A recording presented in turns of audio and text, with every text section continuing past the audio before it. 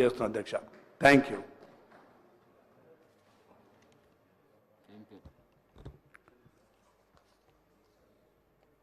ఈ అవకాశం ఇచ్చినందుకు అధ్యక్ష ధన్యవాదాలు. ముఖ్యంగా ఈరోజు గౌరవనీయురాలు శ్రీమతి సోనియా గాంధీ గారికి పుట్టినరోజు శుభాకాంక్షలు.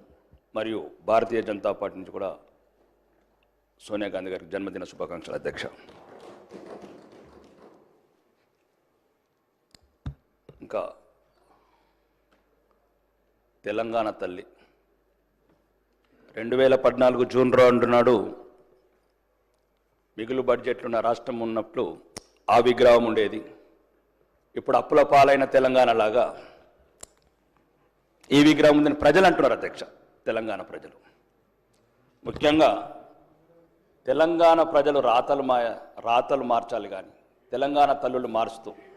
ఒక్క నిమిషం ఆగండి, మాట్లాడేటప్పుడు ఆగండి. నేను మాట్లాడతాను, కేకలు పెడతాను. నేను ఒకటి అధ్యక్ష. మరి ముఖ్యంగా ఈరోజు మళ్ళీ వచ్చే ప్రభుత్వం మళ్ళీ మార్చాలి అంటే ఇవి రాను రాను తెలంగాణ ప్రజల మీద గుదిబండ పడుతుంది అధ్యక్ష. నిన్నొక్కరు, ఈరోజు ఒక్కరు, రేపొక్కరు. పార్టీ తెలంగాణ ప్రజలంతా ఈరోజు అందులో ఒకటే ఒక లోపం ఉంది. ఓకే, అది మీరు సరిదిద్దుకోండి, లేకపోతే లేదు. ఈ ఒకటి మంత్రి గారు, మీరు గౌరవనీయ మంత్రులు, అదొక్కటే మీరు చేసిన పని. ఆ హస్తం పెట్టుట్లా తెలంగాణ ప్రజలంతా కాంగ్రెస్ తల్లి అంటున్నారు అధ్యక్ష. బహిరంగంగా చెప్తున్నా, వాళ్ళు చెప్తలేరు. నేను ఏం చెప్తున్నాను అధ్యక్ష, అదొక్కటి లేకుండా బతుకమ్మ లాంటి మన బతుకమ్మ తల్లిని పెడితే బాగుండేది. ఆ చేతి అధ్యక్ష, నేను మాట్లాడి 100 మందితో సమానం.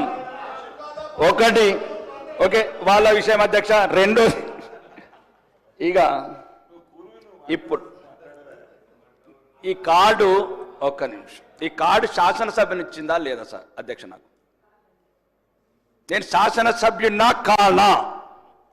తెలంగాణ శాసనసభల 6 ప్రజలు ఎన్నుకున్న ప్రజాప్రతినిధి నాకు కానా? ఒకటి ప్రోటోకాల్ అధ్యక్ష. ఇదే లేనప్పుడు మాట్లాడటం ఎందుకు? శాసనసభ్యులమే కానప్పుడు మాట్లాడటం ఎందుకు?